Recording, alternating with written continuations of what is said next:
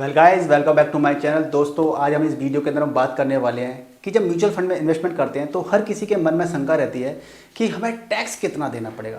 आखिर हमारी जो इनकम होगी उस पर टैक्स कितना देगा, या हमने 1 लाख रुपए लगाया और हमें प्रॉफिट नहीं हुआ लेकिन फिर भी क्या हमें टैक्स देना पड़ेगा। ये कई सारे क्वेश्चंस होते हैं लोगों के दिल में, माइंड में। तो ये क्वेश्चन के आपको आंसर इस वीडियो के अंदर मिलेंगे। इसलिए इस वीडियो को सबसे पहले तो क्या करना है, लाइक करना है, शेयर करना है अपने फ्रेंड्स और रिलेटिव के साथ में, जिससे कि वो भी इस जानकारी को ज्ञान हासिल कर पाएँ। और आप चैनल पर नए, चैनल को सब्सक्राइब कर लीजिए, बेल आइकन को जरूर प्रेस कीजिएगा, जिससे कि आपके पास हमारे वीडियो से नोटिफिकेशन पहुंचते रहेंगे। तो दोस्तों, बात कर लेते हैं इनकम जो टैक्स लगता है, इनकम टैक्स नहीं, टैक्स जो लगता है म्यूचुअल फंड पे, उसको कैसे कैलकुलेट करते हैं।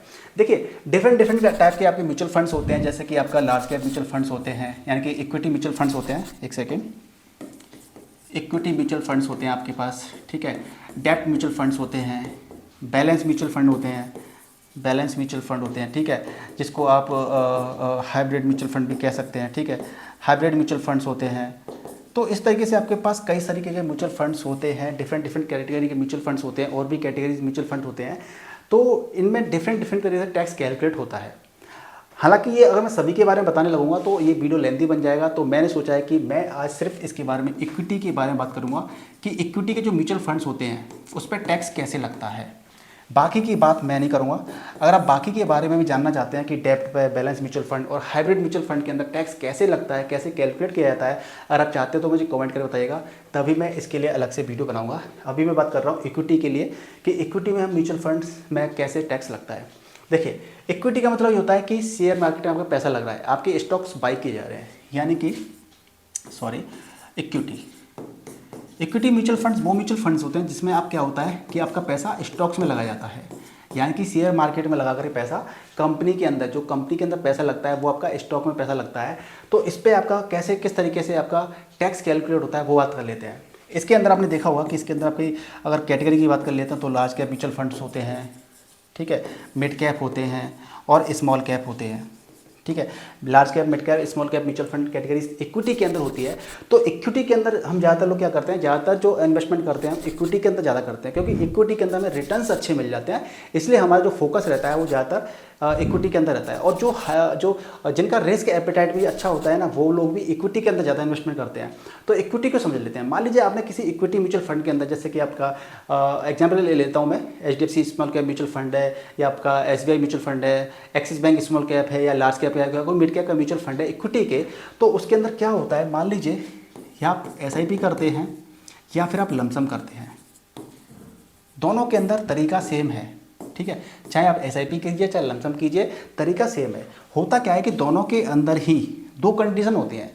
या तो आप 1 साल 1 ईयर के अंदर पैसा निकाल लेते हो, लेस देन 1 ईयर, यानी कि 1 साल के अंदर या पैसा क्या है आपने लगाया, चाहे SIP की आपने 5,000 रुपये पर मंथ या 10,000 रुपये पर मंथ, या आपने लमसम 50,000 लगा दिया, 1 लाख लगा दिया। तो अगर आपने 1 साल से पहले ही पैसे को निकाल लिया, रिडीम कर लिया, तो आपको उस पर कितना टैक्स देना पड़ेगा, आपको 15% का टैक्स देना पड़ेगा, plus exit load. Exit load कितना होता है, 1% रहता है, जो कि हर किसी में लगता है। हर किसी में एग्जिट लोड, आप 1 साल से पैसे निकालते हैं तो आपको 1% का एग्जिट लोड देना पड़ता है, यानी कि 1% का आपको एग्जिट लोड देना पड़ेगा, और 15% आपको टैक्स देना पड़ेगा। 15% टैक्स किस पे देना पड़ेगा, जो भी प्रॉफिट हो रहा है उस पर देना पड़ेगा। ऐसा नहीं है कि आपने SIP के जरिए, लमसम के जरिए आपने 1 लाख रुपए लगाया, ठीक है, और आपने पैसा निकाल लिया, आपको प्रॉफिट हुआ नहीं और पैसा निकाल लिया, या आपके 1 लाख के मान लीजिए आपको लॉस हो गया, 90,000 रुपीज़ हो गए, तो 90,000 रुपीज़ टैक्स नहीं लगेगा। नहीं, ये प्रॉफिट थोड़ी है आपका, और आपके तो और बल्कि लॉस हो गया 10,000 रुपये का, तो इस पर कोई टैक्स नहीं लगेगा।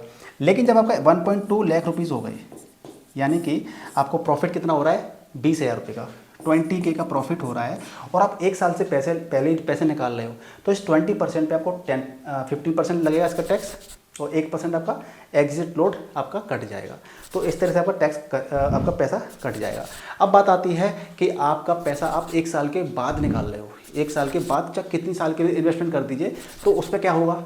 मान लीजिए आप चाहे SIP करते हैं चाहे लमसम करते हैं, इन दोनों के अंदर अगर आप 1 साल से ज़्यादा के लिए, आप 1 ईयर के लिए पैसा डालते हैं, 1 साल से ज़्यादा के लिए, ग्रेटर दैन, ठीक है, 1 साल से ज़्यादा के लिए पैसा डालते हैं इसके अंदर, तो एग्जिट लोड तो लगेगा नहीं इसके ऊपर।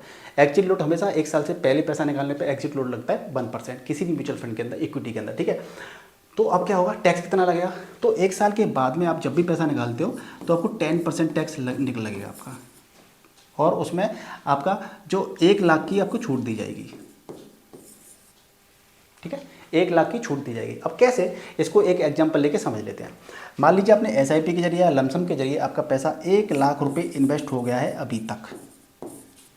अभी तक आपने 1 लाख रुपए इन्वेस्टमेंट कर दिया है अभी तक, और इस पर मान लीजिए आपकी कैपिटल हो गई 30 लाख।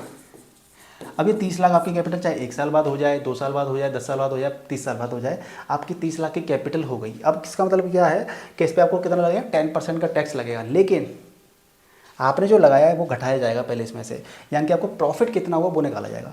यानी कि 30 लाख माइनस 1 लाख, 1 लाख आपने लगाया, कितना हो गया 29 लाख। फिर आपको 1 लाख रुपए की रिबेट दी जाएगी, छूट दी जाएगी, यानी कि 1 लाख इसमें से और घटा दीजिए, यानी कि 28 लाख। यानी कि 28 लाख पर आपको कितना देना पड़ेगा, सॉरी 28 लाख रुपीज़ पे आपको 10% का टैक्स देना पड़ेगा। कितना हो गया, 2.8 लाख रुपीज़ हो गया। अगर मैं कैलकुलेशन गलत किया तो मुझे प्लीज़ कमेंट करके बताइएगा। तो इस तरीके से आपका टैक्स लगता है। तो आपसे मैं ये कहूँगा कि आपको टैक्स से डरना नहीं है। मैं तो ये कह रहा हूँ आप टैक्स देना शुरू कीजिए, स्टार्ट कीजिए। आप ये इमेजिनेशन कीजिए, कल्पना कीजिए कि आप करोड़ों रुपये कमाएं और करोड़ों का टैक्स दें। क्या चिंडी चोरी करना, 1000 रुपये का टैक्स बचा लिया, 2000 का टैक्स बचा लिया, ऐसा नहीं करना है। हम तो ये कह रहे हैं कि जो 30 लाख बचे हैं ना, ये 3-3 करोड़ बने और 3-3 करोड़ का हम 30 लाख टैक्स दें, ऐसा हमें बनना चाहिए और ऐसी हमें फीलिंग रखनी चाहिए। तो दोस्तों मुझे लगता है कि इक्विटी के अंदर बहुत सिंपल फंडा है टैक्स लगने का। अगर मैंने इसके अंदर कोई गलती की हो, मिस्टेक की हो, या फिर आपको कोई समय चीज़ नहीं आई हो तो मुझे कमेंट करके पूछ सकते हैं। मैं आपकी उस बात के लिए उस क्वेश्चन का रिप्लाई करने का जरूर प्रयास करूँगा। वीडियो को लाइक कीजिए, शेयर कीजिए, चैनल पर नए चैनल को सब्सक्राइब कर लीजिए। मिलते हैं नेक्स्ट वीडियो में, तो गुड बाय, टेक केयर, जय हिंद, जय भारत।